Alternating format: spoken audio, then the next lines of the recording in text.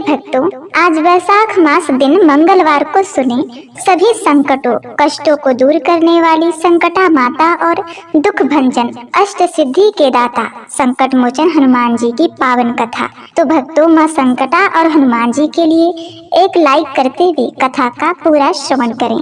जय माँ संकटा, जय माँ भवानी। माता संकटा की बड़ी ही दुर्लभ कथा। एक बार की बात है, एक राज्य में एक राजा रहते थे। राजा बड़े ही प्रजा प्रेमी और सबका भला चाहने वाले थे। उनके राज्य में उनके परिवार को और प्रजा को किसी तरह की कोई कमी नहीं थी। सब लोग बहुत खुशहाल और सुख शांति से रहते थे।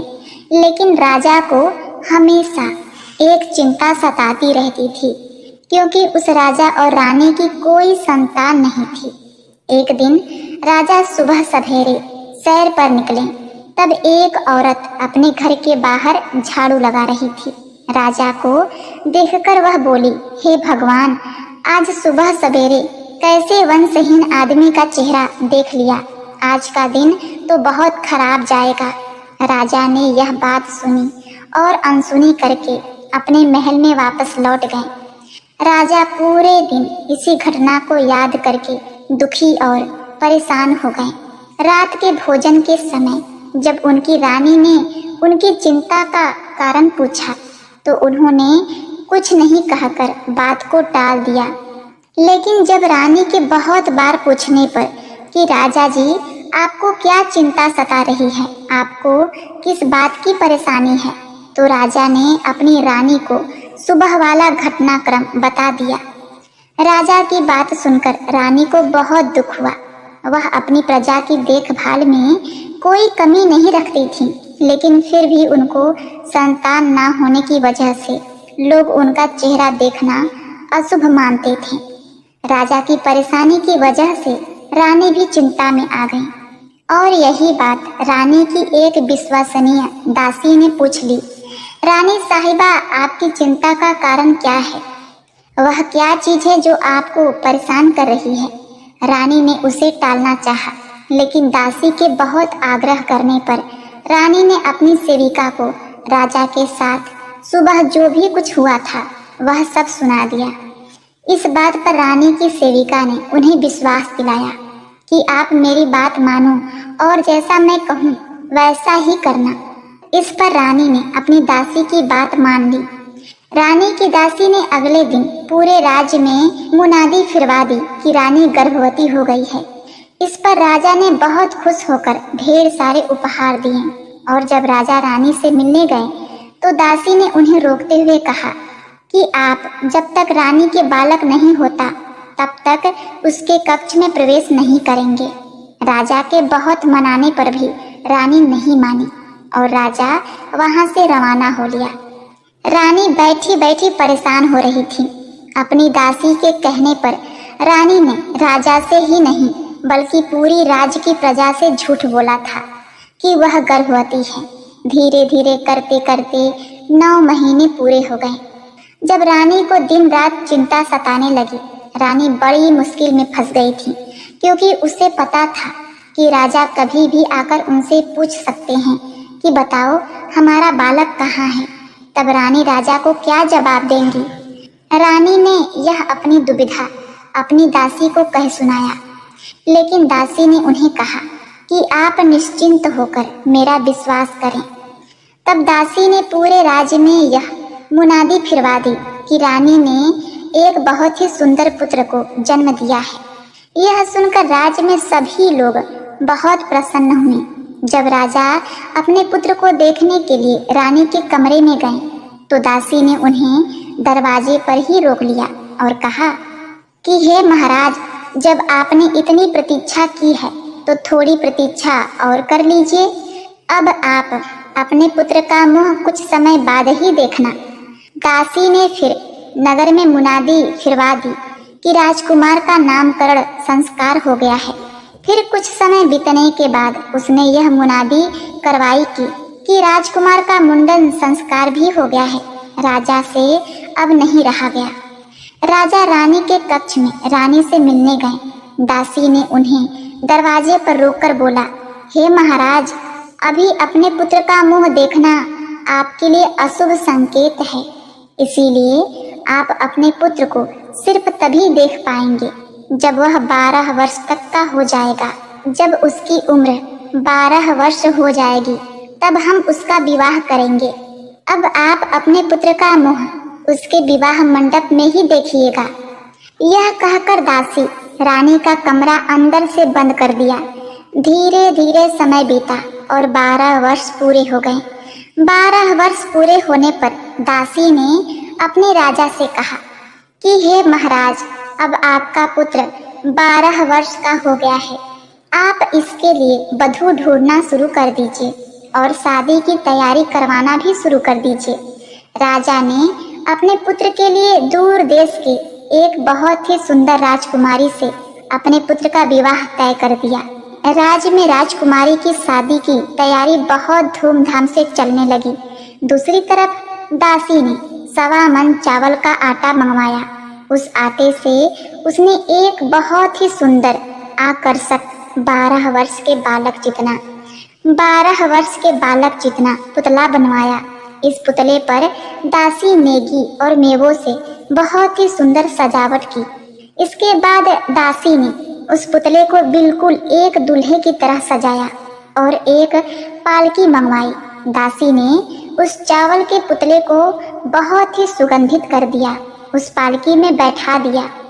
दासी ने राजा से विशेष प्रार्थना की कि हे राजा, यह राजकुमार मेरे ही साथ रहेंगे, इसीलिए आज उसकी बारात में ही उसके साथ पालकी में मैं बैठूंगी। दासी की यह प्रार्थना राजा ने स्वीकार कर ली और बारात चलने लगी। चलते चलते बारात एक घने जंगल से गुजरी और रास्ते में जब संकटा माता का मंदिर आया तो वहां पर दासी ने विश्राम करने के लिए कहा। इसके बाद दासी उस चावल के पुतले को पालकी में ही रखकर कुएं से पानी पीने के लिए चली गई। जंगल में संकटा माता और उनकी सहेलियों को एक बहुत ही अच्छी खुशबू आई और उन्होंने देखा कि यह खुशबू एक पालकी से आ रही है।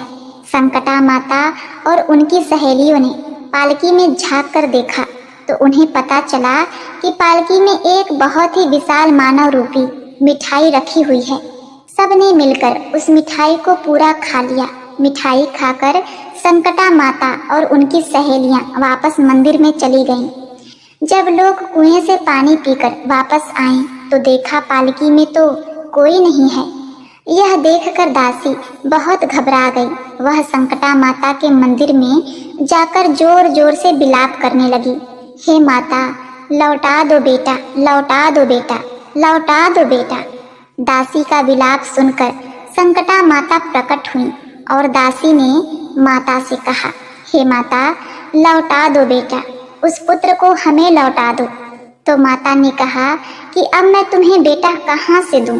और मिठाई बहुत सुगंधित थी तो मैं तो अब उसे खा ही गई। लेकिन दासी ने विलाप करना नहीं छोड़ा। तो संकटा माता ने उसकी बात मानते हुए कहा, ठीक है, मैं तुम्हें एक बेटा देती हूँ, लेकिन मेरी एक शर्त है। दासी ने बोला कि माता बताइए, आपकी क्या शर्त है? तो संकटा माता ने कहा कि मैं तुम्हें एक बेटा जरूर दूंगी, लेकिन 24 घंटे के अंदर मैं अपना बेटा वापस ले लूंगी। दासी ने माता की बात मान ली और संकटा माता ने अपने चमत्कार से दासी को एक बहुत ही सुंदर 12 वर्ष का बेटा दिया। इतना अप्रतिम सुंदर बालक देखकर दासी तो आश्चर्यचकित हो गई। बालक को पालकी में बिठाकर जब वह विवाह स्थल पर पहुंची तो राजकुमार को चबेरी में बैठाया गया। तब दासी ने राजा से कहा, हे महाराज, आप अपने पुत्र का चेहरा देख सकते हैं।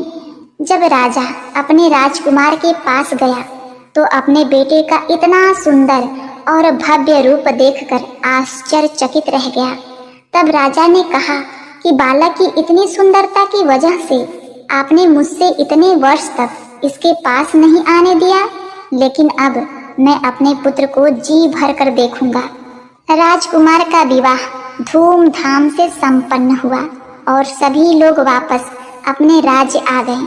दासी ने रानी को अपने बेटे और बहू की आरती उतारने के लिए दरवाजे पर बुलाया, लेकिन रानी तो डर के मारे अपने कक्ष में कांप रही थी कि असल में उसका कोई पुत्र तो है ही नहीं।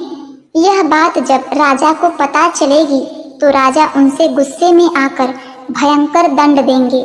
लेकिन दासी के बार बार बुलाने पर रानी ने जब खिड़की से बाहर देखा तो सच में ही एक बहुत ही सुंदर राजकुमारी को अपने दरवाजे पर खड़ा पाया। रानी पूजा की थाली बाहर लेकर आई और अपने बेटे को घर के अंदर प्रवेश दिलाया। दासी की चिंता बढ़ गई जब उसे संकटा माता की बात याद आई। दासी ने एक युक्ति लगाई और रानी से जाकर कहा कि कल हम बहू की मुंह दिखाई की रस्म का आयोजन करेंगे, तो राज्य की सभी औरतों को निमंत्रण देना है। रानी ने कहा ठीक है। तो अगले दिन सुबह राज्य भर की सारी औरतें राजमहल के सामने इकट्ठा होने लगी।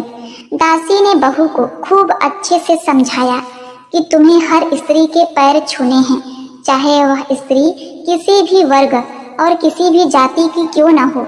तुम्हें हर स्त्री का पैर छूना है और तब तक छूना है जब तक वह स्त्री तुम्हें अखंड सौभाग्यवती भव पुत्रवती भव का आशीर्वाद ना दे, तब तक तुम किसी के पैर छोड़ना मत। बहू ने ऐसा ही किया।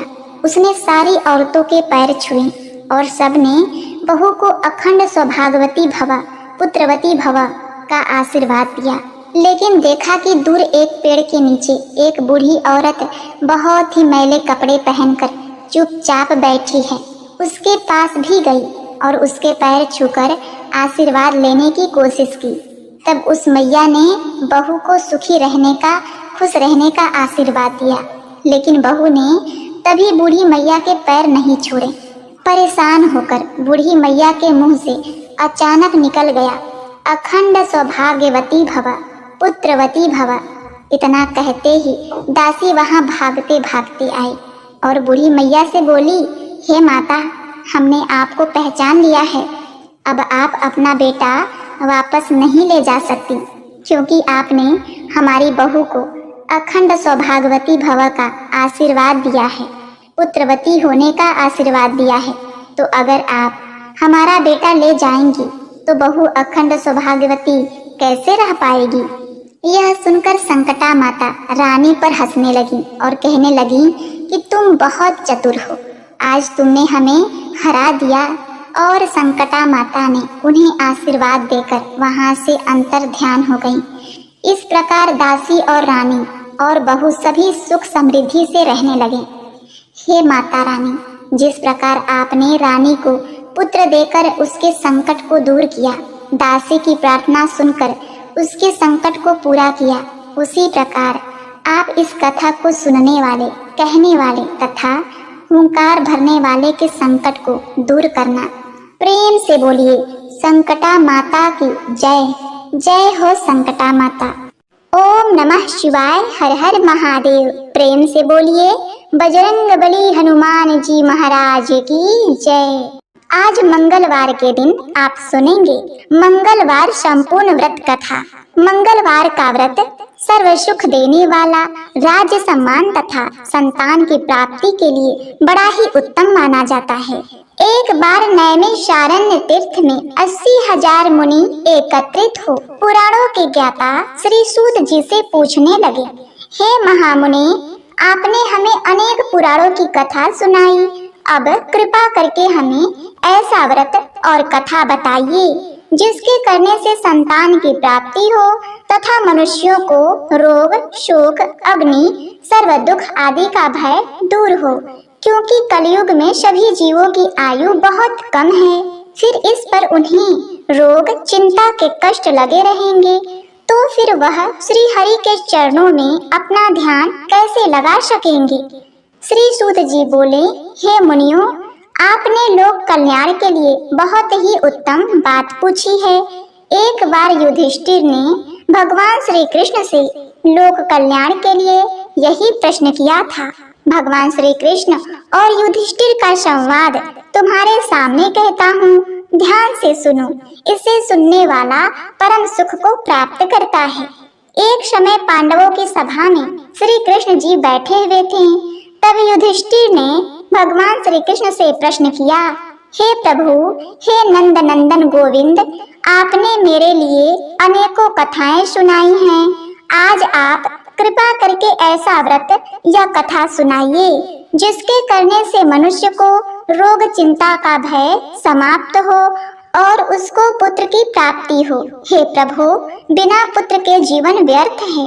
पुत्र के बिना मनुष्य नरकगामी होता है। पुत्र के बिना मनुष्य पुत्र ऋण से छुटकारा नहीं पा सकता और न ही उसका पुनंग नामक नरक से उद्धार हो सकता है। अतः पुत्रदायक व्रत बतलाइए। श्री कृष्ण भगवान बोले, हे राजन, मैं एक प्राचीन इतिहास सुनाता हूँ, आप उसे ध्यान पूर्वक सुनो। कुंडलपुर नामक एक नगर था। उसमें नंदा नामक एक ब्राह्मण रहता था। भगवान की कृपा से उसके पास सब कुछ था, फिर भी वह दुखी था। उसका कारण यह था कि ब्राह्मण की स्त्री सुनंदा की कोई संतान न थी। सुनंदा पतिव्रता थी, भक्ति पूर्वक श्री हनुमान जी की आराधना करती थी। मंगलवार के दिन व्रत करके अंत में भोजन बनाकर हनुमान जी का भोग लगाने के बाद स्वयं भोजन करती थी। एक बार मंगलवार के दिन ब्राह्मणी गृह कार्य की अधिकता के कारण हनुमान जी को भोग न लगा सकी, तो इस पर उसे बहुत दुख हुआ।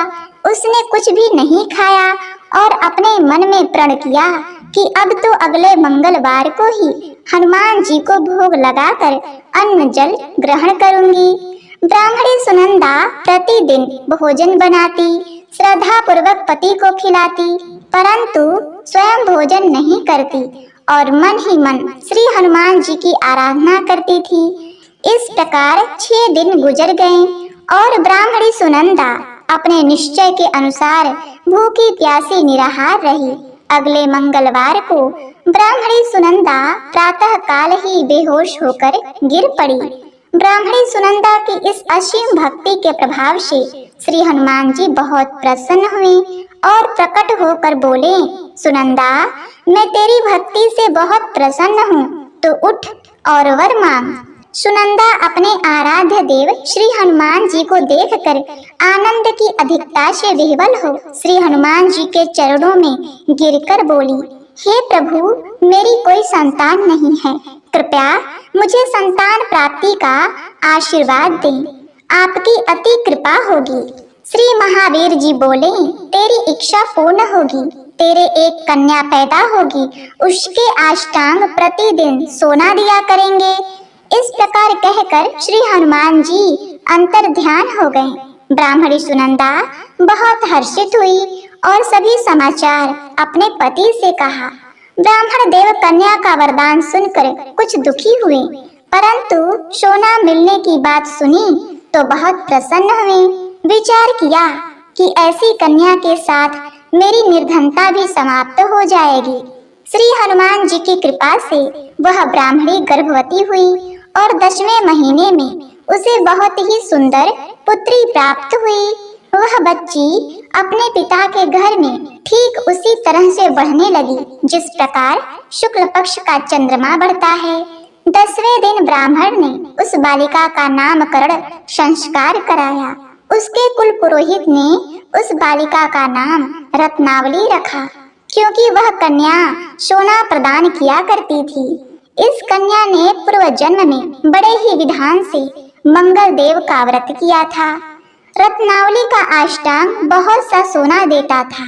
उस सोने से नंदा ब्राह्मण बहुत ही धनवान हो गए।